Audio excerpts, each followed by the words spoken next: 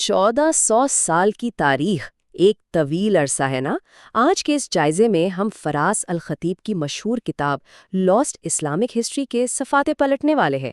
ایک ایسی شاندار تاریخ جسے اکثر بھلا دیا گیا، لیکن سچ تو یہ ہے کہ اسی نے ہماری آج کی جدید دنیا کی بنیاد رکھی۔ تو چلیے بغیر کسی تاخیر کے سیدھے اس دلچسپ سفر کا آغاز کرتے ہیں۔ ہماری آج کی گفتگو کا راستہ کچھ یوں ہوگا۔ ہم اس بازیافتہ شدہ تاریخ سے شروع کریں گے، پھر جزیرہ نما عرب کے سخت حالات، پہلی وحی کا نزول، پہلی باقاعدہ ریاست کا قیام، فتوحات اور ان کے ورثے پر بات کریں گے، اور آخر میں اس پورے بیانیے کا ایک متوازن اور تنقیدی جائزہ لیں گے۔ تو سب سے پہلے بات کرتے ہیں ایک بازیافت شدہ تاریخ کی، اور یہ کہ آج کے جدید دور میں اس کی کیا اہمیت ہے۔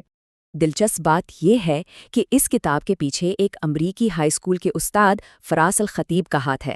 انہوں نے یہ کتاب لکھی ہی اس لیے تاکہ اتنی وسیع اور اکثر نظر انداز کی جانے والی تاریخ کو بالکل عام اور رواں زبان میں پیش کیا جا سکے۔ مقصد یہ تھا کہ خشک تعلیمی اصطلاحات سے ہٹ کر اسے ایک ایسی کہانی بنایا جائے جو سیدھا دل میں اترے۔ اور یہ انداز کتنا کامیاب رہا، اس کا اندازہ اس بات سے لگائیے کہ اس کتاب نے جدید سیاست اور پاپ کلچر میں بھی اپنی بھرپور جگہ بنا لی۔ پاکستان کے سابق وزیر اعظم عمران خان نے 2020 کے لاک ڈاؤن کے دنوں میں نوجوانوں کو خاص طور پر یہ کتاب پڑھنے کا مشورہ دیا، اور اطلاعات کے مطابق جیل میں قید کے دوران بھی یہ ان کے زیر مطالعہ نہیں۔ یعنی تاریخ کو اگر آسان فہم اور دلچسپ بنا دیا جائے تو وہ واقعی ہر طبقے کی توجہ کھینچ سکتی ہے۔ اب چلتے ہیں اپنے دوسرے حصے کی طرف، جزیرہ نما عرب کا وہ سخت ماحول جسے دنیا نے محض ایک نظر انداز کیا ہوا صحرا سمجھ رکھا تھا۔ ذرا اس وقت کے حالات کا تصور کیجیے۔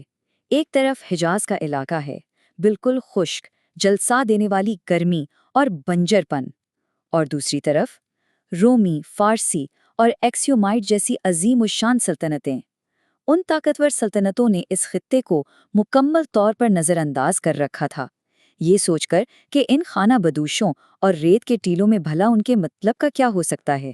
تو سوال یہ پیدا ہوتا ہے کہ اس نظر انداز کیے گئے صحرا میں زندگی آخر تھی کیسی؟ سچ پوچھیں تو یہ بقا کی ایک کٹھن جنگ تھی۔ لوگ پانی کے لیے برساتی ندیوں یعنی وادیوں پر انحصار کرتے تھے۔ زندہ رہنے کے لیے اپنے قبیلے کے ساتھ غیر مشروط وفاداری لازمی تھی، اور جنگیں تو گویا روز کا معمول تھیں۔ کعبہ میں 360 بت رکھے تھے، لیکن اس سخت ماحول میں بھی کچھ کمال کی روایات موجود تھیں۔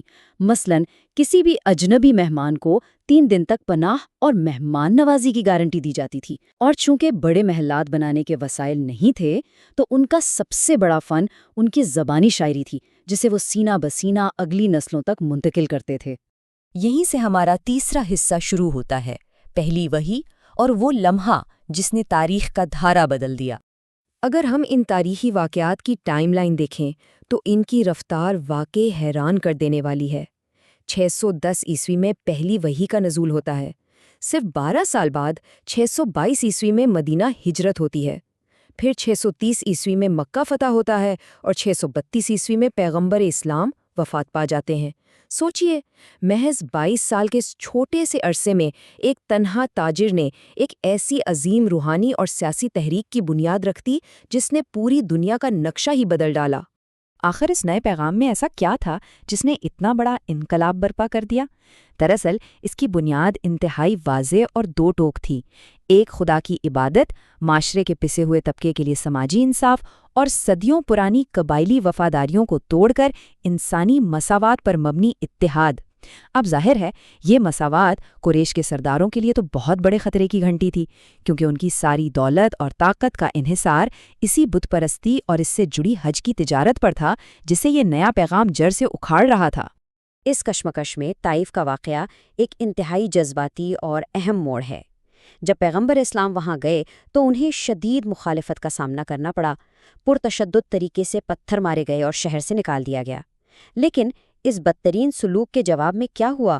انہوں نے اس شہر کو تباہ کرنے کی پیشکش سختی سے مسترد کر دی، اس امید پر کہ شاید ان کی آنے والی نسلیں اس پیغام کو سمجھ سکیں۔ تاریخ بتاتی ہے کہ اسی بے مثال رحمت کا نتیجہ تھا کہ 1 صدی سے بھی کم عرصے میں طائف کی ہی نسل سے تعلق رکھنے والے ایک نوجوان محمد بن قاسم کے ذریعے اسلام برصغیر تک پہنچا۔ کتنا گہرا تعلق ہے نا؟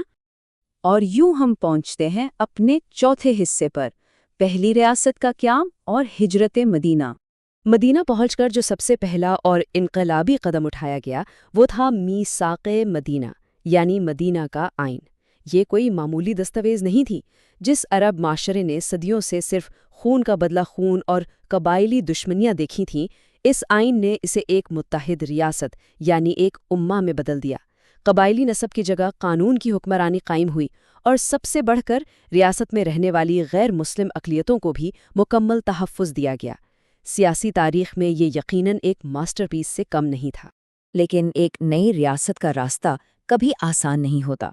اسے فوراً ہی کڑے عسکری امتحانات کا سامنا کرنا پڑا۔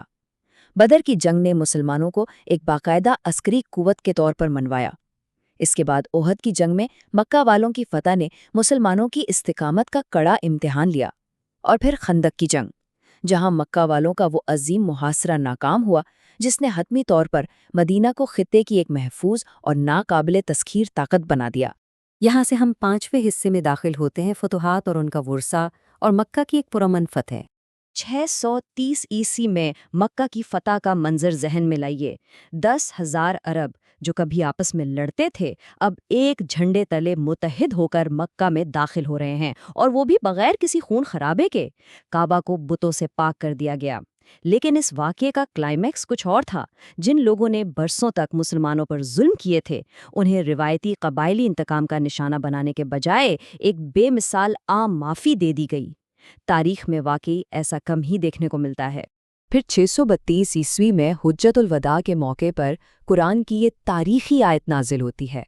یہ دراصل اس بات کا حتمی اعلان تھا کہ ایک ایسا مضبوط مذہبی، سماجی اور سیاسی ڈھانچہ اب پوری طرح تیار ہے جو پیغمبر اسلام کے بعد بھی قائم رہے گا اور اس پورے جزیرہ نما کو متحد رکھے گا۔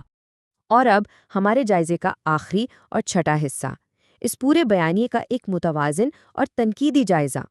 اگر ہم اس کتاب کا مجموعی اور غیر جانبدارانہ جائزہ لیں تو ناقدین اس کی روانی اور شاندار انداز بیاں کی بہت داد دیتے ہیں۔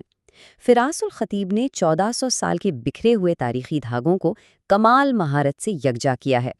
خاص طور پر افریقہ اور چین کے مسلمانوں کی تاریخ، جسے اکثر بھلا دیا جاتا ہے، اسے بڑی خوبصورتی سے اجاگر کیا ہے۔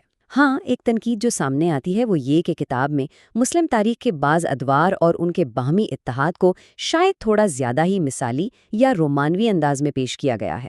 لیکن اس سب کے باوجود یہ تاریخ کو سمجھنے کے لیے ایک انتہائی زبردست اور کارآمد بیانیہ ہے۔ آخر میں ایک سوال جو واقعی سوچنے پر مجبور کر دیتا ہے۔ اگر ایک گمشدہ تاریخ کو دوبارہ جاننے سے ہم آج کے دور کی بہت سی سیاسی اور سماجی حقیقتوں کو بہتر سمجھ سکتے ہیں، تو دنیا میں اور کتنی ایسی بھولی بسری تاریخیں دفن ہوں گی جو ہماری آج کی اس جدید دنیا کو سمجھنے کی کلید بن سکتی ہیں۔ تاریخ واقعی صرف ماضی کا قصہ نہیں ہے، یہ تو ہمارے آج کی کہانی ہے۔ اس دلچسپ جائزے میں ہمارے ساتھ شامل رہنے کا بہت شکریہ۔